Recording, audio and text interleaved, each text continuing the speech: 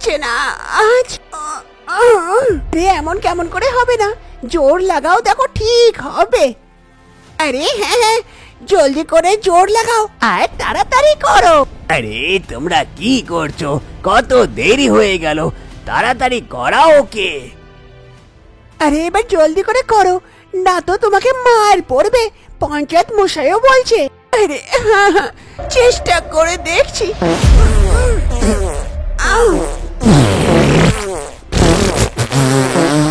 আশা সবারই ভয়ে সেখানে পায়খানা করে দেয়। আর পায়খানাটা কি সব তো পয়সার পায়খানা হচ্ছিল। তা থেকে সব গ্রামবাসীরা খুব খুশি হয়ে যায় আর পয়সাগুলোকে তুলতে লাগে। রেখা এদিকে পয়সার পায়খানা করে আর গ্রামবাসীরা সবাই সেই পয়সাগুলোকে তুলে তুলে নেয় আর সবাই অনেক খুশি হয়। আরে আজকে আর হবে না, আমার দ্বারা আর হবে না। তারপর গ্রামবাসীরা সব পয়সাগুলোকে কুড়িয়ে এনে পঞ্চায়েত মশাইকে দেয় আর পঞ্চায়েত মশাই সেই পয়সাগুলো সব গ্রামবাসীকে সমানভাবে ভাগ করে দেয়। আরে পঞ্চায়েত মশাই, এত কম পয়সাতে কেমন করে হবে? আরে দেখতে পেলি না, সে কম পায়খানা করলো। এবার কি আমি নিজের পেছন দিক দিয়ে পয়সা বার করবো নাকি? যা এবার এতটাতেই খুশি থাক, অন্য দিন দেখছি। আর ওকে খুলে দেগা আর কিছু খাবার দিয়ে দে ওকে। তারপর গ্রামবাসীরা গিয়ে আশার দড়িটা খুলে দেয় আর তাকে কিছু খাবার দিয়ে দেয়। তা দেখে আশা অনেক খুশি হয়ে যায়। গ্রামবাসীরা তারপর সেখান থেকে চলে যায় আর এইদিকেও আশাও ঘরের দিকে চলে যায়। আসলে কি ব্যাপার, আশা পায়খানার জায়গাতে পয়সা কেমন করে দেয় আর সব গ্রামবাসীরা তাকে বেঁধে কেন পায়খানা করায় আর পয়সা ভাগ করে নেয়? এই সব প্রশ্নের উত্তর জানার জন্য আমরা কিছু সময় আগে যাই, গিয়ে দেখি কি ব্যাপার। কিছু সময় আগেকার কথা, আশা আর বলরাম এক দুজনকে খুব ভালোবাসতো। তাই একদিন মন্দিরে আসে আর দুজন বিয়ে করে নেয়। এই বিয়েতে দুজন খুবই খুশি। তারপর বলরাম আশাকে নিয়ে নিজের বাড়ির দিকে ফেরে। বলরাম আশাকে নিয়ে নিজের ঘরে আসে। ঘরের বাইরে বলরামের মা কলা দেবী দাঁড়িয়েছিল। তাকে দেখে বলরাম বলে, আরে মা, ভালোই আছে, তুমি বাইরে দাঁড়িয়ে আছো? দেখো, আমি বিয়ে করে এসেছি এর সঙ্গে, আজ থেকে আশা তোমার বৌমা গো। এই কথা শুনে কলাবতী অনেক রেগে যায়। আরে বেটা বলরাম, এ কি করলি রে? কোন শাকচুন্নিকে বিয়ে করে আনলি রে তুই? আমি তো ভেবেছিলাম তোর বিয়ে রামবাবুর মেয়ের সঙ্গে দেব। তার সঙ্গে দিলে কতটা মাঠ, পয়সা কড়ি, কত কিছু পেতাম। আমরা পেয়ে বড়লোক হয়ে যেতাম রে। আর তুই এই শাকচুন্নিকে বিয়ে করে আনলি? যা, একে ছেড়ে আয়গা ঘরে। আমি রামবাবুকে কথা দিয়েছি, তার সঙ্গে বিয়ে দিয়ে আমরা বড়লোক হয়ে যাব। আরে মা, এ কি তুমি সবসময় পয়সা পয়সা করতে আছো? আমি একে ভালোবাসি আর এর সঙ্গে খুশি থাকবো, নাকি আমি রামবাবুর মেয়ের সঙ্গে। আমি আশাকে ভালোবাসি। যখন বিয়ে করে চলে এসেছিস তা কার অপেক্ষা করছিস? যা, নিয়ে চলে যা ঘরের ভেতরে। তারপর বলরাম আশাকে নিয়ে ঘরের ভেতরের দিকে চলে যায়। তা দেখে কলাবতী তো খুব রাগে নিজের ছেলের ওপরে, তার থেকেও বেশি তো তার নতুন বৌমার ওপরে রেগে যেন বোম হয়ে যায়। এরকমই আস্তে আস্তে সময় পার হয়। একদিন সকালবেলায় শাশুড়ি মা ঘরে বসেছিল, তখনই সেখানে আশা জল খাবার নিয়ে পৌঁছায়। এই নিন জল খাবার। বেশি এসেছে জল খাবার দিতে, এখানে রেখে দে, আমি খেয়ে নেবো। আর যা, বাড়ির বাকি কাজগুলোকে দেখ গা, সব পড়ে আছে। এইদিকে আশা জল খাবার রেখে সেখান থেকে চলে যায়। আর এইদিকে কলাবতী নিজের বৌমা আশাকে দেখতে পারে না, সবসময় বেইজ্জতি করতে থাকে আর টেরা টেরা কথা শোনায়। এইরকমই আস্তে আস্তে সময় পার হয়। আর একদিন বলরাম নির্ণয় করে যে সে গ্রাম ছেড়ে শহরে গিয়ে কাজ করবে, কেননা সে গ্রামে থেকে কাজ করে তার ঘর চলছিল না। আর একদিন সকাল সকাল বলরাম শহরে যাবার জন্য তৈরি হয়ে যায়। আশা, নিজের ধ্যান রাখিও আর মায়েরও। আরে হ্যাঁ বেটা, তুই চিন্তা করিস না, আমরা নিজের খেয়াল রাখতে পারবো ঠিক।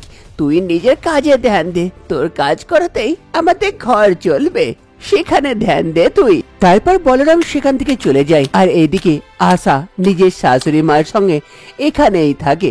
এরকমই সময় পার হয়। একদিন আশা রান্নাঘরে রান্না করছিল, তখনই সেখানে তার শাশুড়ি মা আসে। আরে বৌমা, কি খাবার বানাচ্ছ? মা, ঘরে যা ছিল সবজি সব সবজিকে মিশিয়ে মিক্স সবজি বানিয়ে দিচ্ছি। কি মিক্স সবজি? ডেলি ডেলি এই শাক সবজি খেয়ে ছাগল গরু হয়ে গেছি। তাদের মতন খাবার খেয়ে খেয়ে মাছ মাংস ডিম না খেলে আর গলা থেকে যেন ভাত নামে না। আমাকে তো সেগুলোই চাই। আরে মা, কি করব, ঘরে পয়সা নেই এইসব কেনার জন্য, তাই যা আছে এগুলোই বানাচ্ছি। বলরামও অনেকদিন হলো যাওয়া, সে আসুক তারপরে নাই কোনোদিন মাছ মাংস ডিম বানানো যাবে। তোকে কি মনে হচ্ছে বলরাম আসবে? হ্যাঁ, শহরে গিয়ে দেখা দ্বিতীয় বিয়ে করে ও আরামে আছে। এইখানে গ্রামে তোকে আমার মাথার উপরে ফেলে চলে গেল, সে আরাম করছে আর আমি এখানে পুড়ে মরছি তোকে নিয়ে। তুই তো ভালো করে জানিস আমি তোকে পছন্দ করি না, কিন্তু মা এইসব কোথা থেকে বানাবো, কোথা থেকে আনবো পয়সা? কোথাও থেকে নিয়ে আয়গা। লোকের ঘরে গিয়ে বাসন মাছ, মাঠে গিয়ে কাজ কর। কিন্তু যদি তুই আমার জন্য এসব বানাতে পারিস তবে এই ঘরে থাকতে পারিস, না তো এ ঘরে থাকার দরকার নাই। আমার মাথায় চেপে এখান থেকে চলে যা। এই কথা বলে শাশুড়ি মা কলাবতী সেখান থেকে চলে যায়।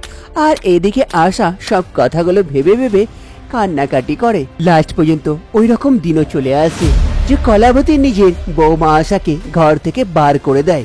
আরে মা, এরকম করিয়েন না, কোথায় যাব, কাউকে চিনি না, কি করব মা, এরকম করিয়েন না। যেখানে যাবার আছে চলে যা, কিন্তু এই ঘর ঘুরে আসবি না, না তো মেরে পা ভেঙে দেবো। বেশি এসছে। এই বলে কলাবতী নিজের ঘরের ভেতরে ঢুকে যায়। আর এইদিকে আসার কাছে আর কোনো রাস্তা ছিল না, সে কাঁদতে কাঁদতে সেখান থেকে চলে যায়।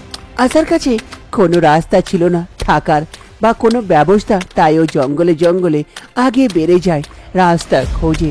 সে খিদের জ্বালাতে ছটপট করে কিন্তু খেতে পায় না। গ্রামের অবস্থা খুব খারাপ হয়ে গিয়েছিল, ভালো করে ফসল হচ্ছিল না, তার জন্য কৃষকরা ভালো করে ফসল হতো না এবং খেতে পেত না।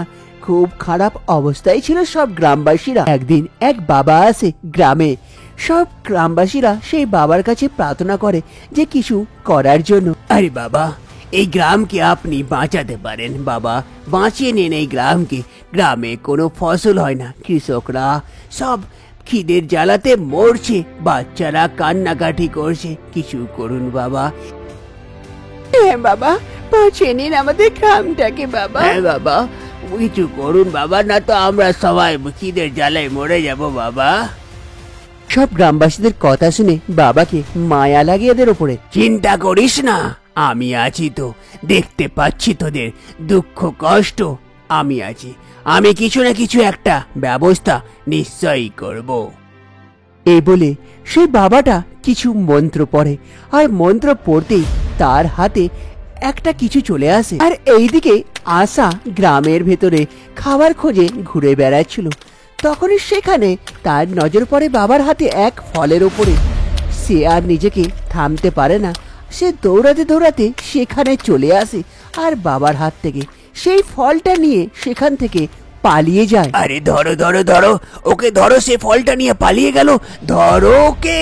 কি করছো তোমরা, ধরো ওকে। আরে বাবা, সামান্য তো ফল ছিল, ওর খিদে পেয়েছিল তাই নিয়ে পালিয়ে গেল, ছাড়ুন, ওটাকে নিয়ে কি হবে? আরে সেটা কোনো সামান্য ফল ছিল না, সেটা জাদুই ফল ছিল। নিজের তপস্যার বল দিয়ে সেই ফলটাকে তৈরি করেছিলাম। সেই ফলটাই তোমাদের গ্রামের বিকাশ করত, তোমাদের খিদে ভুকমরি সবকে দূর করত। নিয়ে এসো সেই ফলটা, সেই ফলটাই তোমাদেরকে বাঁচাবে। কি এইরকম কথা? আরে চরে চ, তাড়াতাড়ি ধর মেয়েটাকে রে।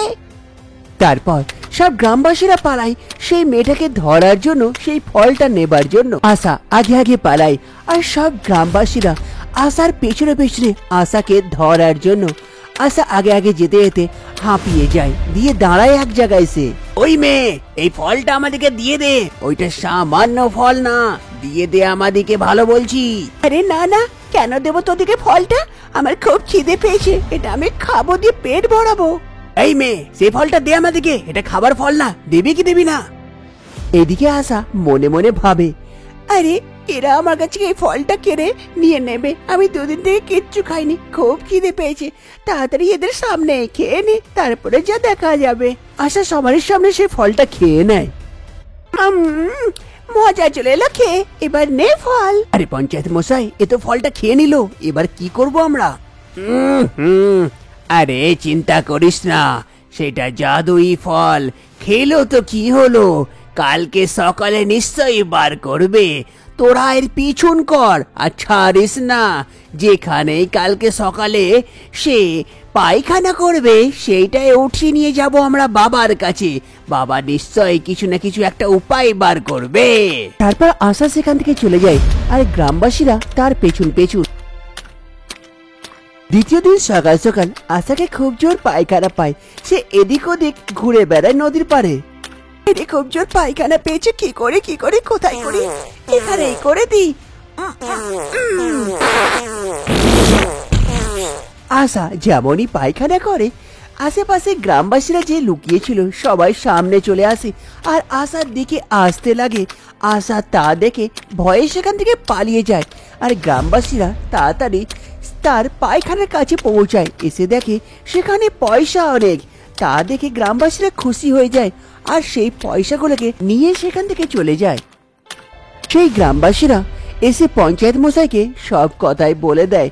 তারপর পঞ্চায়েত মশাই নির্ণয় নেয়, দিয়ে আশাকে ধরে আনা হয় প্রতি সকালে আর ওকে এনে একটা গাছে বাঁধা হয় আর সেখানে ওকে বেঁধে পায়খানা করানো হয় আর সে পায়খানার বদলে পয়সা দেয়। তা দেখে গ্রামবাসীরা অনেক খুশি এবং পঞ্চায়েত মশাইও। এরকমই আস্তে আস্তে সময় পার হয়। প্রতিদিন এইরকমই হয় আশার সঙ্গে। এরকমই সময় পার হয়। একদিন আশাকে আবার থেকে সেই গাছে বাঁধা হয়েছিল আর তাকে পায়খানা করার জন্য জোর দেওয়া হচ্ছিল। এই জলদি করো আর আমাদেরকে পয়সা দাও। আরে হ্যাঁ জলদি কর রে। আমার কাছে আর হচ্ছে না, আমাকে ছেড়ে দাও। এমন করে হবে না, আমি দেখছি। তারপরে পাশের একটা বউ নিচে গিয়ে বসে আর আশাকে জোর লাগাতে বলে। আশা যেমনই জোর লাগায় আর জোরে পায়খানা করে, সেই পায়খানাটা গিয়ে সেই বউটার মুখে লাগে। এ তো পয়সা না, সাধারণ পায়খানা ছিল। আরে জি জি জি জি, এ কি রে, এ তো পয়সা না, এ তো পায়খানা। এক আমার মুখেই করে দিল। এবার থেকে মনে হচ্ছে যে পয়সা দেবে না আর। হ্যাঁ, আমাকেও সেটাই লাগছে। আরে পঞ্চায়েত মশাই, এ তো আর পয়সা দিচ্ছে না, সাধারণ পায়খানা করছে, কি করা যায় গো? আরে ছেড়ে দে সেই মেয়েটাকে, আমরা আপাতত খুব পয়সা বার করে নিয়েছি তার কাছ থেকে। এক কাজ কর, কিছু পয়সা দিয়ে দে মেয়েটাকে আর যেতে দে এখান থেকে। তারপর আশাকে কিছু পয়সা দিয়ে তাকে ছেড়ে দেওয়া হয়। আশা পয়সা নিয়ে সেখান থেকে চলে যায়। এরকমই আস্তে আস্তে সময় পার হতে লাগে। একদিন আশা নদীর পাড়ে বসে কান্নাকাটি করে আর এইদিকে বলরাম আজকে ঘর ফেরে। সে অনেক খুশি ছিল। আস্তে আস্তে আগে বাড়ে, সে শুনতে পায় কোনো মেয়ে নদীর পাড়ে বসে কান্নাকাটি করছে। আরে আশা, এখানে কি করছো গো আর কাঁদছো কেন? আশা পিছনে ঘুরে দেখে সে তো বলরাম দাঁড়িয়েছিল। সে আর কিছু ভাবে না, তাড়াতাড়ি বলরামের কাছে চলে যায়। আরে আশা, তুমি এখানে কি করছো আর কাঁদছো কেন? আশা নিজের সব ঘটনাই বলরামকে খুলে বলে দেয়। এই কথা শুনে বলরাম অনেক দুঃখিত হয়। আরে আশা, আমি জানতাম না গো যে মা তোমার সঙ্গে এরকম করবে। আজকে তোমাকে একটা কথা বলি, আজ পর্যন্ত কাউকেই বলিনি। সেই মা আমার নিজের মা না গো, সে আমার সৎ মা।